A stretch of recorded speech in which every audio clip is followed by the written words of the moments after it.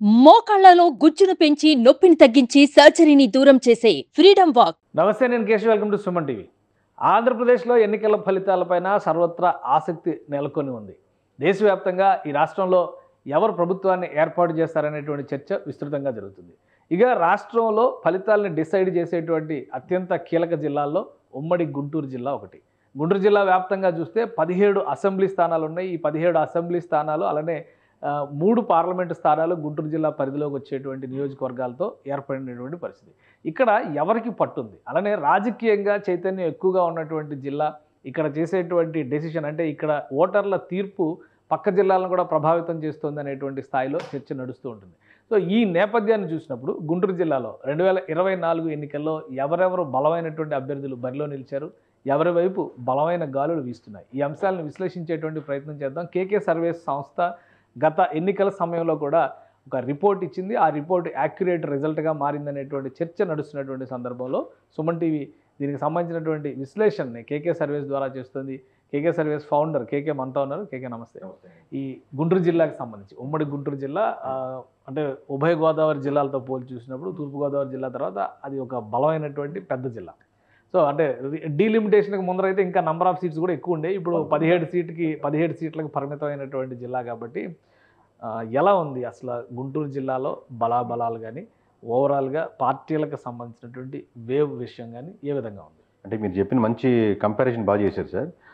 ఉభయ గోదావరి జిల్లాలకి కృష్ణా గుంటూరు కాంబినేషన్కి ఈ రెండు జిల్లాలు కంపేర్ చేస్తే అక్కడ జనసేన గుర్రాలకి టీడీపీ గుర్రాలు తోడైతే చాలా ఫాస్ట్గా వెళ్తాయి. ఓకే. ఇక్కడ టీడీపీ గుర్రాలకి జనసేన గుర్రాలు తోడైతే చాలా ఫాస్ట్గా వెళ్తాయి. ఇంకా జోడు గుర్రాల్లాగా ఇక్కడ ఈ రెండింటికి కాంబినేషన్ అది. సో ఓవరాల్గా అక్కడ వేవ్ జనసేనకి అద్భుతంగా ఉంటుంది. అక్కడ కూటమి ఉంటుంది, అంటే టీడీపీ ఉంటారు, ఇక్కడ కూడా జనసేన ఉండేవాళ్ళు ఉంటారు నియోజకవర్గాలు. బట్ ప్రతి నియోజకవర్గంలో కూడా టీడీపీ ఖచ్చితంగా జనసేన సపోర్ట్ కావాలి, అక్కడ జనసేనకి ఖచ్చితంగా టీడీపీ సపోర్ట్ కావాలి. ఇలా ఈ జోడు గుర్రాల మీద అడ్వాంటేజ్ అయింది. అట్ ది సేమ్ టైం జోడు గుర్రాలు ఒక్కటే సరిపోదు, దానికి ఇచ్చే extra vote banking Jaganmohan Reddy గారు ఎంప్లాయీస్ ద్వారా కొంతమంది మీరు తీసుకోండి, అలాగే రోడ్ల ద్వారా, లిక్కర్ ద్వారా, రకరకాల ఇష్యూస్ ద్వారా, లేదా ఎంప్లాయ్మెంట్ కలిగించలేదని రకరకాల ఇష్యూస్ ద్వారా 1% ఇదిగో తీసుకోండి అని చెప్పి కూటమికి ఇచ్చారు ఆల్రెడీ. దాంతో పాటుగా యాడెడ్గా కృష్ణా గుంటూరులో అధికంగా మనకు మూలిగే నక్క మీద తాటికే పడ్డట్టు ఒక రాజధాని అంశం అనేది ప్రధానంగా వాళ్ళకి గుదిబండలా తయారైంది. దాన్ని ఇంకా యాడెడ్ అడ్వాంటేజ్గా తీసుకొని కూటమి కానీ జనసేన కానీ దాన్ని ఇంకా బలంగా ముందుకు తీసుకెళ్లి ప్రజల్లోకి ఓవరాల్గా కృష్ణా గుంటూరులో చాలా 90% మెజారిటీ స్థానాలు గెలుచుకోవడానికి దిశగా వెళ్తుంది. అదే రిజల్ట్ మీకు గుంటూరులో కూడా కనబడుతుంది. అంటే గుంటూరు సినారియో చూస్తే 17 నియోజకవర్గాల్లో ఒకే ఒక్క అసెంబ్లీ స్థానాన్ని జనసేన పార్టీకి ఇచ్చింది. అలానే కృష్ణా జిల్లాలో 2 బీజేపీకి ఇచ్చినా కానీ గుంటూరు జిల్లాలో బీజేపీకి 0 నిల్. సో ఇది ప్రభావం ఎలా ఉంటుంది? మిత్రపక్షాల మధ్య సమతూకం ఉందా లేదా? అంటే ఇది ఖచ్చితంగా జనసేన ఇంకొంచెం బెటర్గా దాన్ని బార్గెన్ చేసి ఉండొచ్చు. బీజేపీ నుంచి పక్కన పెట్టాం, లాస్ట్ మూమెంట్లో వచ్చింది కాబట్టి మేబీ వాళ్ళు సరిగ్గా దాన్ని ప్రొజెక్ట్ చేయలేకపోయారు. ఆబ్వియస్గా మనకు చాణక్య నీతిలాగా చంద్రబాబు గారు దీంట్లో నిష్ణాతుడు కాబట్టి ఎక్కడ ఎవరికి ఏ సీట్ ఇవ్వాలి, ఏ సీట్ ఇవ్వకూడదని చెప్పి ఆబ్వియస్గా ఆయనకు ఉన్నటువంటి చాణక్యం ఆయనకే ఫేవర్ చేస్తుంటుంది కదా పార్టీ కాబట్టి ఆబ్వియస్గా దీంట్లో టీడీపీ 100% సక్సెస్ అయ్యింది. ఇనిషియల్గా ఉన్నటువంటి హర్డల్స్ మాకు తక్కువ సీట్లు ఉన్నాయి అనేది నెంబర్ ప్రకటించినప్పుడు చాలా మందికి జనసేన వాళ్ళు డిసప్పాయింట్ అనమాట. 100% వాస్తవం. ఎందుకంటే వాళ్ళు ఎక్స్పెక్ట్ చేసింది 50 కాడి నుంచి 40 కాడి నుంచి 30 కాడి నుంచి 20 దగ్గరికి వచ్చింది. అంటే పవన్ కళ్యాణ్ సీట్ పక్కన పెడితే 20 సీట్లు తీసుకున్నారు. సో ఆబ్వియస్గా వాళ్ళు డిసప్పాయింట్ అయ్యారు. బట్ ఎలక్షన్స్ మూమెంట్ దగ్గరికి వచ్చేసరికి మనకు 4th ఫేజ్లో జరగడం వల్ల, అదే ఫస్ట్ ఫేజ్లో ఉంటే చాలా వరకు ఆ జెల్ అయ్యిండకపోవచ్చు, ఇబ్బంది అయ్యింది. అదే మనకు 4th ఫేజ్ రావడం వల్ల ఒక ఎనఫ్ టైం 1 month రావడం వల్ల వాళ్ళకి అడ్వాంటేజ్ ఏంటంటే ఈ కింద కార్యకర్తల వరకు అది బాగా జెల్ అయింది. దానికి తోడు జగన్మోహన్ రెడ్డి గారు కూడా కూటమి బాగా బలంగా ముందుకెళ్ళేదానికి బాగా ఆయన హెల్ప్ ఆయన చేశారు. ఎందుకంటే ఫినిషింగ్ సభ కూడా పిఠాపురంలో పెట్టడం, అంటే టార్గెటింగ్ ఎప్పుడైతే మీరు పవన్ కళ్యాణ్ చేస్తున్నారో పవన్ కళ్యాణ్ వేద్దామా వద్దా అనుకునే వాళ్ళు కూడా వీళ్ళు కన్సాలిడేట్ అయ్యేదానికి జగన్మోహన్ రెడ్డి గారు పడినటువంటి వ్యూహం వాళ్ళకి అడ్వాంటేజ్ అయింది. రైట్. అంటే అసలు ఓవరాల్గా గుంటూరు జిల్లాలో ఉన్నటువంటి నియోజకవర్గాలను ఒకసారి మనం పరిశీలిద్దాం. మొత్తం గుంటూరు జిల్లాలో, ఉమ్మడి గుంటూరు జిల్లాలో ఇది మొదటి లిస్టులో చూస్తే మనం మొత్తం 10 నియోజకవర్గాలు కనిపిస్తుంది. ఈ 10 నియోజకవర్గాల్లో ఒక గుంటూరు వెస్ట్ గత ఎన్నికల్లో తెలుగుదేశం పార్టీ గెలిచింది, మద్దాలగిరి, ఆయన కూడా వైసీపీలోకి వెళ్ళిపోయాడు. సో ఈ మిగతా అన్ని నియోజకవర్గాలు 9 నియోజకవర్గాలు కూడా వైసీపీ గెలుచుకున్నటువంటి నియోజకవర్గాలు. ఇక మిగతా లిస్టులో మనం చూస్తే కనుక మాచర్ల, గురజాల, నరసరావుపేట లాస్ట్ టైం మిత్రపక్షం బీజేపీ కంటెస్ట్ చేసింది, బీజేపీ ఓడిపోయినటువంటి పరిస్థితి. పెదకూరపాడు, వేమూరు ఎస్సీ, రేపల్లె, బాపట్ల ఈ లిస్టులో కూడా ఒక్క రేపల్లెలో అనగాని సత్యప్రసాద్ లాస్ట్ టైం కూడా టీడీపీ నుంచి గెలిచారు, ఈసారి కూడా ఆయనే పోటీ చేస్తారు. మొత్తం 17 అసెంబ్లీ నియోజకవర్గాలు గుంటూరు జిల్లా పరిధిలో ఉన్నటువంటి నియోజకవర్గాలు. సో మీ లెక్క ప్రకారం ఈసారి ఎన్ని చోట్ల ఎవరికి ఎడ్జ్ ఉంది అంటే 2019 లెక్కలో అయితే 17లో 2 సీట్లు మాత్రమే టీడీపీ గెలిచింది, 15 వైసీపీ గెలిచింది. అంటే మీరు చెప్పినట్టు ఓవరాల్ 17 స్థానాలు సార్. లాస్ట్ టైము టీడీపీ 2 మాత్రమే గెలుచుకుంది, వైఎస్ఆర్సీపీ 15 గెలుచుకుంది సార్ లాస్ట్ టైం మొత్తం ఓవరాల్గా. ఈసారి మొత్తం 17 స్థానాల్లో మీకు 2024లో ఖచ్చితంగా టీడీపీకి ఇక్కడ కూడా 11 స్థానాలు తగ్గవు సార్. 11 కన్ఫర్మ్ సార్, ఎడ్జి గిడ్జి లేవు ఇంకా. 1 మనం ఒక మాట చెప్తే వెనక్కి తీసుకునేది ఉండదు. సో 11 స్థానాలు కన్ఫర్మ్ కనపడుతున్నాయి. ఇక్కడ కూడా సేమ్ ఇంచుమించుగా అదే ఫేర్ కనపడుతుంది, కాదు ఒకటే కనపడుతుంది, 2 ఉన్నాయి ఇక్కడ, ఇక్కడ ఒకటి కనపడుతుంది అంతే తేడా. సో ఒక్క స్థానం మటుకు కన్ఫర్మ్ సీట్ కనపడుతుంది సార్ వైఎస్ఆర్సీపీకి. మిగతా 5 స్థానాలు టఫ్ ఫైట్లో ఉన్నాయి సార్. దీంట్లో ఇంకోటి గెలుచుకుంటుందా, ఇంకో 2 యాడ్ చేసుకుంటుందా, ఇంకో 3 యాడ్ చేసుకుంటుందా, లేదా ఇక్కడే 3 యాడ్ అవుతుంది. ప్రతి జిల్లాలో కూడా ఆల్మోస్ట్ వైసీపీ పక్కగా గెలిచే సీటు ఒకటే చెప్తున్నారు. మరి అధికార పార్టీ మరి ఒక్క సీటు 17 ఉన్నా 18 ఉన్నా 19 ఉన్నా ఒక సీట్లో మాత్రమే కన్ఫర్మ్గా విన్ ఉంటుంది. కానీ ఎలా ఎన్ని డౌట్స్ ఉన్నా అన్ని డౌట్స్ మీరు మీ దగ్గరే పెట్టుకోండి సార్. 2 ఉన్నాయి దీనికి ఆప్షన్స్. రేపు జూన్ 1వ తారీఖు సాయంత్రం 5 గంటలకి మొత్తం ప్రెస్ మీట్ పెట్టి పబ్లిక్గా మళ్ళీ ఓవరాల్గా ఈ 5 కూడా కన్సల్టేట్ చేసి ఇంకా నెంబర్ చెప్తాం, ఇది 2 1 ఉందా 3 ఉందా 5 ఉందా అనేది. ఆ తర్వాత మనల్ని వెరిఫై చేసినాం కదా, కేకే అనేవాడికి బ్రాండ్ ఉంచొచ్చా తీసేయచ్చా కంప్లీట్గా. ఇది సెకండ్ టైం. ఇప్పుడు మనకు ట్రోలింగ్ కొత్త కాదు. లాస్ట్ టైం కూడా వైఎస్ఆర్సీపీ 151 కన్ఫామ్గా మనం గెలిచాయని చెప్పినప్పుడు ఓవరాల్గా మానవుడు ఎవడు నమ్మడు మామూలు సహజంగా ప్రజలు. ఉండే మీలాగా సబ్జెక్ట్ ఐడియా ఉన్న వాళ్ళకి, పాలిటిక్స్ అబ్జర్వ్ చేసే వాళ్ళకి దరిదాపులుగా రావచ్చేమో అన్న అంచనా ఉంటుంది. కానీ ఎందుకంటే ఏం చూసి జగన్ కొట్టేస్తారు, ఏం చూసి 151కి కొట్టేస్తారు, అటుపక్క మనం ట్రోల్ చేశారు. ఇప్పుడు కూడా మీరు చెప్పినట్టుగా ఇంత సిట్టింగ్ గవర్నమెంట్ ఉండేది, ఇంత కృష్ణా గుంటూరులో మామూలుగా అక్కడే ఉండి ప్రభుత్వాలు పరిపాలిస్తున్నప్పుడు 1 సీటు 2 సీట్లు 3 సీట్లు కింద కాకపోతే ఇంత అనేది అనిపిస్తుంటుంది. కానీ నంబర్ మీకు పర్సంటేజ్ ఒక 10% డిఫరెన్షియేట్ చేసినప్పుడు ఇప్పుడు ఓవరాల్గా ఇక్కడ వైఎస్ఆర్సీపీకి ఓట్ బ్యాంకింగ్ లేదు, వేసేవో లేరని కాదు, మీకు 35 నుంచి 40% పడిపోయి ఇక్కడ 60% వచ్చినప్పుడు ఒక 10% డిఫరెన్స్ చూపించినప్పుడు నెంబర్స్ హ్యూజ్ డిఫరెన్స్ కనబడతాయి. ఓకే, మీకు రిజల్ట్స్ అంతే. అంటే మీరు సరే ఓకే, మీరు చెప్పిన ఫిగర్స్ యాక్సెప్ట్ చేద్దాము ప్రస్తుతానికి.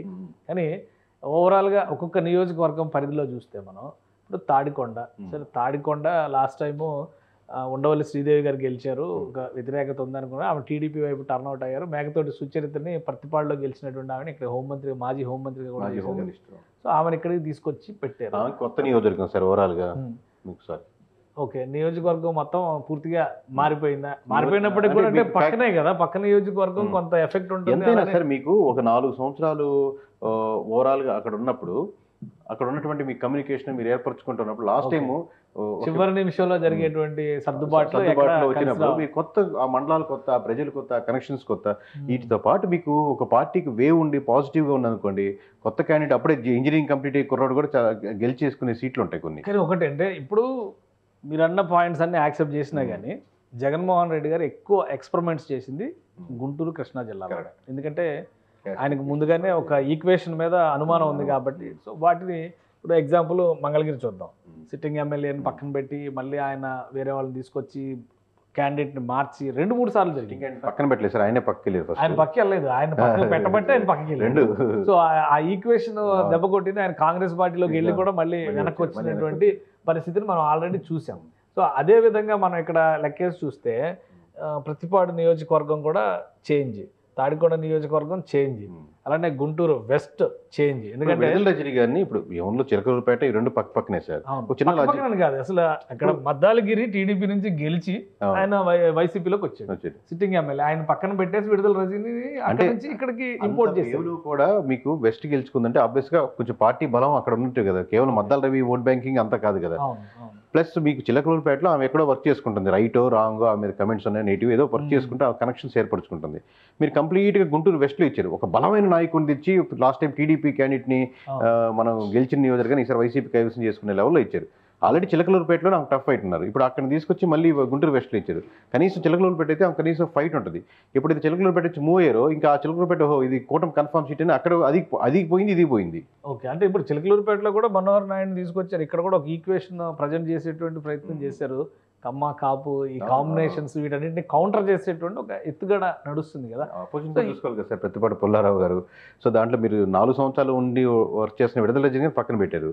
ఇమీడియట్ గా కొత్త క్యాండిడేట్ రాగానే సమీకరణాలు మారేంత క్యాండిడేట్స్ నిజంగా స్టేచర్స్ ఉన్నాయా లేదని మీరు ఆలోచించుకోవాలి. సో వీటి ప్రభావం ఉందంటారు అయితే? ఉంటుంది సార్, మీరు క్లిక్ అయితే బాగానే ఉంటుంది సార్. ఇప్పుడు ఎక్స్పెరిమెంట్ ఎప్పుడు ఒకటే కదా సార్, మీకు టోటల్ ఎక్స్పెరిమెంట్ అంటారా? గ్రౌండ్ రియాలిటీ, గ్రౌండ్ రిపోర్ట్స్ లేకుండా జగన్మోహన్ రెడ్డి గారు డెసిషన్ తీసుకుని ఉంటారు. గ్రౌండ్ రిపోర్ట్స్ బట్టి చేశారు సార్. గ్రౌండ్ రిపోర్ట్స్ బట్టి ఆధారితంగా ఇప్పుడు వీళ్ళ మీద వ్యతిరేకత ఉంది అన్నారు. వ్యతిరేకత ఉంటే దానికంటే బలమైన క్యాండిడేట్ని తీసుకురావాలి. విడుదల రజనీ గారి కంటే ఇంకా స్ట్రాంగ్ కనెక్షన్స్ ఉండి తీసుకురావాలి. అక్కడ గుంటూరు ఆమెను పంపించాలంటే విడుదల రజనీ వస్తే అక్కడ గెలుచుకునే సీటు పంపించాలి. ఇట్లా మీరు రిపోర్ట్స్ ఆధారిత కరెక్ట్. ఇంకొకటి కూడా ఇక్కడ కొన్ని కాంబినేషన్స్ ఏవైతే వర్కౌట్ చేశారో జగన్మోహన్ రెడ్డి గారు కీన్ గా మనం అబ్జర్వ్ చేస్తే బీసీ కార్డు ఎక్కువ ప్రజెంట్ చేశారు. చాలా చోట్ల ఓసీలకి పట్టున్నది అనుకున్నటువంటి చోట్ల కూడా బీసీ జనాభాని దృష్టిలో పెట్టుకుని ఆయన చేంజెస్ చేశారు. ఇవి పనిచేయమంటారా సామాజిక? ఇది చాలా ఎక్కువ మందికి ఉన్న అపో సార్, బీసీ కార్డ్ అని అంటారు. ఇప్పుడు ఇండివిజువల్గా ఒక యాదవ్ని ఒక దగ్గర కంటెస్ట్ చెప్పారు సార్, అక్కడ యాదవ్ ఓట్ బ్యాంక్ యాదవ్ దిగారు కదా అక్కడ నర్సరావుపేట పార్లమెంటరీ సార్. అక్కడ అంటే ఫ్రెష్గా రావడం, దానికి ముందు వర్క్ చేసుకునే టైం ఇవ్వాలి కదా సార్. లాస్ట్ మూమెంట్లో ఒక 15 రోజులు ముందు వస్తే 7 నియోజకవర్గాలు ఎక్కడెక్కడ ఏ మండలాలు ఉన్నాయో తెలుసుకునేదానికి వారం పడుతుంది. రోజుకు ఒక నియోజకవర్గం మొత్తం పేపర్ మీద చూసుకునేదానికి తిరిగేదానికి అంటలేదు నేను. ఏ మండలాలు, ఏ విలేజ్లు, జాగ్రఫీ అర్థం చేసుకోవడానికి 1 వీక్ పడుతుంది. మీరు అర్థం చేసుకునేసిన తర్వాత యాదవ్ వచ్చాడు కాబట్టి అందరూ యాదవ్ మనం యాదవ్కి వేయాలనుకోరు కదా ఇమీడియట్గా. మీరు ర్యాపో పెంచుకుంటే ఆ కుల సమీకరణాలు వచ్చేదానికి ఆస్కారం ఉంటుంది. సో ఆ బీసీ కార్డు ఏదైతే ఉందంటారో జనరల్గా బీసీలంతా ఒక దగ్గర కూర్చొని మంగళగిరిలో మీటింగ్ పెట్టుకుని ఈసారి మన బీసీలంతా ఈ పార్టీ కోటేద్దామని ఒక కన్సాలిడేట్గా ఒక ఓట్ బ్యాంకింగ్ ఉండదు సార్. ఇండివిజువల్ ఒక క్యాస్ట్కి ఉండొచ్చు.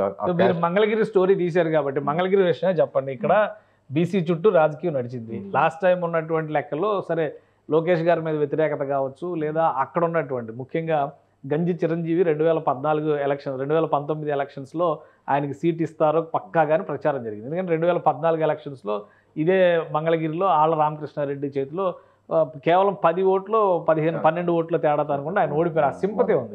సో లాస్ట్ మినిట్లో లోకేష్ దిగారు కాబట్టి లోకేష్ మీద కోపం ఉందన్న ఉద్దేశంతో వ్యతిరేక ఓటు పడి ఉండొచ్చు. బట్ ఈసారి లోకేష్ అదే నియోజకవర్గం మీద వర్క్ చేస్తూ ఉన్నారు. ఇక్కడ ఆళ్ళ రామకృష్ణారెడ్డిని పక్కన పెట్టారు, గంజి చిరంజీవిని తీసుకొచ్చి ఆయన క్యాండిడేట్ అని మళ్ళీ ఆయన పక్కన పెట్టారు, ఫైనల్గా మురుగుడు లావణ్యని తీసుకొచ్చారు. సో ఇక్కడ ఎలా అంటే ఇండివిజువల్గా ఆమె ఏం అంటలేదు సార్, ఎందుకంటే ఆమె కూడా పొలిటికల్ ఫ్యామిలీ నుంచి వచ్చారు. సడన్గా రావడం వల్ల అంత లోపలికి జొచ్చుకొని పోయే తత్వం లేకుండా వీక్నెస్ కనపడింది.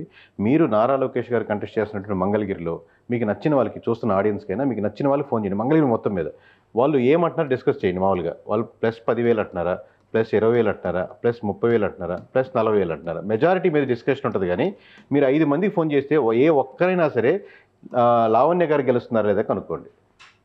మెజారిటీ 5 మందికి ఫోన్ చేయండి, 5 మందిలో మెజారిటీ మీద డిస్కషన్ ఉంటుంది. కానీ ఒక్కరైనా సరే లావణ్య గారు మంచి కంటెస్ట్ చేశారు, బాగానే వేసారు, ఆమె గెలిచేదానికి అవకాశం ఉందా లేదా కనుక్కోండి. అది పెద్ద సర్వే, ఓవరాల్గా శాంప్లింగ్ సైజు, డేటా సైన్స్లు, బ్యాక్గ్రౌండ్ వెరిఫికేషన్లు, ప్రీవియస్ డేటాలు అన్ని విలేజ్ వారి సర్వే ఇంత అవసరం లేదు. సో ఎక్కడో ఇంత దారుణంగా ఉంది అంటే ఎక్కడో మనం అప్లై చేసిన లాజిక్ కంప్లీట్గా ఫెయిల్ అయినట్టే కదా. ఒకటి 2014 ఎలక్షన్స్ కాంబినేషనే మనం చూస్తే కూటమి తరపున గంజి చిరంజీవి పోటీ చేశారు. అయినా కానీ స్వల్ప మెజారిటీ, అత్యంత తక్కువ మెజారిటీతో ఓడిపోయారు. సో ఇక్కడ కూటమి కలిసినంత మాత్రాన మెజారిటీ మాత్రమే డిస్కస్ చేసేంత స్థాయి ఉంది. కూటమి కలిసినంత మాత్రమే ఓట్ బ్యాంకింగ్ సార్. ఇప్పుడు నేను ఫ్యాక్ట్ చెప్తానండి. లాస్ట్ 2 years నుంచి నారా లోకేష్ గారు అక్కడ కంప్లీట్గా వర్క్ చేస్తున్నారు. ఏం ఫ్రెష్గా 2 months నుంచి కూడా వర్క్ చేయలేదు. లాస్ట్ మీకు గడిచిన ఎలక్షన్స్లో ఓడిపోయారు అన్న ఒక సింపతి ఈయనకుంది, ఆ సింపతి ఈయనకి రాదు. ఇప్పుడు మీకు కూటమి కాంబినేషన్ చేసినటువంటిది ఓవరాల్గా ఇప్పుడు ప్లస్ ఫ్యాక్టర్ అవుతుంది. వీటితో పాటు ఇవన్నీ ఒక 20% ఓట్ బ్యాంకింగ్ తెస్తున్నప్పుడు కూడా మిగతా 80% ఓట్ బ్యాంకింగ్ గారు జగన్మోహన్ రెడ్డి గారు ఇస్తున్నారు. ఎంప్లాయీస్ ద్వారా ఇస్తున్నారు, అక్కడ లోకల్గా ఉన్నటువంటి ఇష్యూస్ ద్వారా ఇస్తున్నారు, లేదా రకరకాల ఫ్యాక్టర్స్ ద్వారా. ఓకే, అది మాట్లాడదాం మనం. అది ప్రభుత్వ వ్యతిరేకతలో రకరకాల ఫ్యాక్టర్స్. ఇప్పుడు మీరు చెప్పిన 3 కాంబినేషన్స్లో ఫస్ట్ 2 years నుంచి వర్క్ చేస్తున్నారు అన్నారు. బట్ బీసీలకి బలమైనటువంటి నియోజకవర్గం, బీసీ జనాభా ఎక్కువ ఉంది, కానీ బీసీకి సీట్ ఇవ్వట్లేదు ప్రతిసారి అనేటువంటి చర్చని జగన్మోహన్ రెడ్డి గారు రైజ్ చేశారు. అది లావణ్యకి ప్లస్ కాదా? రెండోది, ఆమె 2 నెలలు కూడా వర్క్ చేయలేదు అంటున్నారు, బట్ ఓడిపోయారు అనేటువంటి సింపతి ఉంటుంది అన్నారు. అలానే ఆళ్ళ రామకృష్ణారెడ్డి సిట్టింగ్ స్థానం ఆళ్ళ రామకృష్ణారెడ్డి గారు అంటే మెజారిటీ ఇప్పుడు మీరు 30,000 అంటే 20,000కి వచ్చింది సార్, 20,000 అంటే 10,000కి వచ్చిండేది. ఓకే, ఎందుకంటే ఆ వేవ్ వైసీపీకి కలిసి వచ్చేటువంటి అవకాశం లేదా? కూటమికి వ్యతిరేకంగా తీసేస్తే ఒక బీసీని, ఒక మహిళని, ఒక చదువుకున్న వ్యక్తిని మీరు ఎన్నుకోండి అని జగన్మోహన్ రెడ్డి గారు ప్రత్యేకంగా అక్కడ మీటింగ్ లాస్ట్ మినిట్ లో అలా ఇంట్రడ్యూస్ ఉండదు సార్. అది మీకు చాలా సార్లు నెంబర్ ఆఫ్ ఫ్యాక్టర్స్ నేను చాలా ఇంట్రెస్ట్ చెప్తాను. 175 మంది మహిళల్ని పెట్టినా కానీ మహిళలంతా మహిళల పార్టీకే ఓటేద్దామని ఉండదు. 175 మంది బీసీలు పెట్టినా ఈసారి మనం బీసీలంతా కలిపి ఆ పార్టీకి వేయాలి ఉండదు. ఎవరు ఆ పార్టీకి వేద్దాం అనుకుంటారు ఆ పార్టీకి వేస్తారు. కొంచెం ఉన్న చిన్న డిఫరెన్స్ ఏంటంటే సింగిల్ క్యాస్ట్ ఆ క్యాస్ట్లో ఉన్నటువంటి చిన్న సెక్షన్ బీసీ అంతా కాదు, ఒక క్యాస్ట్లో ఉన్నటువంటి ఆ క్యాస్ట్లో ఉన్నటువంటి మనవాడు కదా అని చెప్పి కనెక్ట్ అయ్యి ఇండివిజువల్ ఆ నియోజకవర్గం వరకే ప్రభావితం చూపుతానికి ఆస్కారం ఉంటుంది. కానీ ఇన్ జనరలైజ్డ్గా ఎవరైనా చేసుకున్నారు మాకు 40 సంవత్సరాల ఎక్స్పీరియన్స్ ఉంది, పెద్ద రాజకీయ కుటుంబాల నుంచి వచ్చామనుకుంటే ఆల్ ది బెస్ట్ చెప్పుకోవడం ఫేర్ అయినా ఇంకేం చేయలేదు. మీ లెక్క ప్రకారం కేకే సర్వే ప్రీపోల్ చెప్పినటువంటి లెక్క ప్రకారం లోకేష్ గారి మెజారిటీ ఎంత ఉండొచ్చు? అది మనం సేవ్ నెంబర్ చెప్తాం కాబట్టి 20,000 తగ్గదు సార్. అది 20, 30, 40 అనేది మీకు తర్వాత చెప్తాం.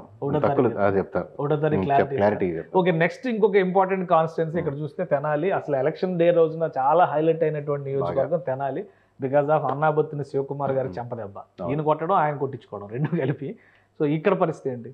మనోహర్ గారికి అంటే మిత్రపక్షం జనసేన మనోహర్ గారు ప్లస్ మన అనగాని అన్నాబొత్తిన శివకుమార్ సార్, అనబత్తి బ్యాక్గ్రౌండ్ ఆలపాటి రాజేంద్ర. ఇప్పుడు మనం కన్సిడర్ చేయాల్సింది 2 ఫ్యాక్టర్స్. ఇక్కడ నాదెండ్ల మనోహర్ గారు ఒకటే అనకూడదు, ఆలపాటి కూడా బ్యాక్గ్రౌండ్లో ఉన్నారు వెనకాల. సో ఆయన సపోర్ట్ 100% ఇవ్వగలిగారు కాబట్టి మెజారిటీలు పెరిగేదానికి ఆస్కారం ఉంటుంది. లేదా టైట్ ఫైట్లో ఉండి ఆయనకి ఉండొచ్చు, ఈయనకు ఉండొచ్చు, కానీ ఖచ్చితంగా ఆలపాటి గారి సపోర్ట్ 100% ఉంది. ప్లస్ ఆబ్వియస్గా జనసేన పొత్తుల్లో ఫస్ట్ పవన్ కళ్యాణ్ గారి సీట్ కన్ఫర్మ్ అయిన తర్వాత నెక్స్ట్ కన్ఫర్మ్ అయ్యే సీట్ ఆబ్వియస్గా తెనాలి. పవన్ కళ్యాణ్ గారి సీటే వెనక కన్ఫర్మ్ అయింది. ఫస్ట్ రిలీజ్ చేసిన లిస్ట్ లో పిఠాపురం లేదు, ఫస్ట్ రిలీజ్ చేసిన లిస్ట్ లో తెనాలి నేను పక్కన పెట్టిన అదైతే మందే కదా అన్నట్టు డిస్కషన్ మొదలు పెట్టుంటారు. సో తెనాలి ఖచ్చితంగా నాదెండ్ల మనోహర్ వేరే దగ్గర పంపిద్దామనే ఆప్షన్ లేదు. ఇక్కడ ఉన్నటువంటి ఈక్వేషన్స్ లో శివకుమార్ ని పక్కన పెడదాం, కానీ మనోహర్ గారికి వర్సెస్ మీరు ఇప్పుడు రైజ్ చేసినటువంటి ఆలపాటి రాజా గారికి సంబంధించి ఆయన కూడా మాజీ మంత్రి, చాలా ఫ్యామిలీ వైజ్ గా చూస్తే కూడా అక్కడ పట్టున్నటువంటి ఫ్యామిలీ. ఇప్పుడు ఆయన హోల్ హార్టెడ్గా అక్కడ పని చేయలేదు, హార్ట్ఫుల్గా ఆయన వర్క్ చేయలేదు అనేటువంటి ఇవన్నీ కన్సాలిడేట్ అయ్యేటువంటి. ఇనిషియల్గా ఆయన సీట్ ఇచ్చినప్పుడు ఆయన 50% సపోర్ట్ చేశారు సార్. ఒక నెల తర్వాత నేను అబ్జర్వ్ చేసినప్పుడు మనం ఎందుకంటే లోకల్ అక్కడ చేసాం కాబట్టి 70% వెలికింది. ఎలక్షన్స్కి వచ్చేసరికి అది 90% సపోర్ట్ చేశారు సార్. 100% ఎందుకు చేయలేదంటే ఆబ్వియస్గా ప్రతి క్యాండిడేట్కి తను ముందు నుండి చెంపదెబ్బ ఎఫెక్ట్ అనుకోవాలా? ఎందుకంటే నైట్ లాస్ట్ టైం జరుగుంటే బాగుండేది. ఎలక్షన్ డే రోజు 10-10:30కే జరిగింది, 11 గంటలకు. ఎలక్షన్ డే రోజు రాత్రి 10 గంటలకు జరుగుంటే పెద్ద ఎఫెక్ట్ ఉండేది కాదు. స్టార్టింగ్ లోనే జరిగిపోయింది. ఓటింగ్ ముందు అప్పుడే మొదలవుతుంది. అందులో అప్పుడున్న జరిగిన చిన్న ఇష్యూ కూడా మీడియాలో మొత్తం అది తప్పితే జూమింగ్ చేసి ఇంకేం కనపడదు అనమాట. జాతీయ స్థాయిలో ఆంధ్ర రాష్ట్రం విపత్తుగా దారుణంగా జరిగిపోతుందని చూపిస్తారు. రాష్ట్ర వ్యాప్తంగా అలా ఉందని దేశవ్యాప్తంగా ఇమేజ్ ని క్రియేట్ చేసిన ఇష్యూ.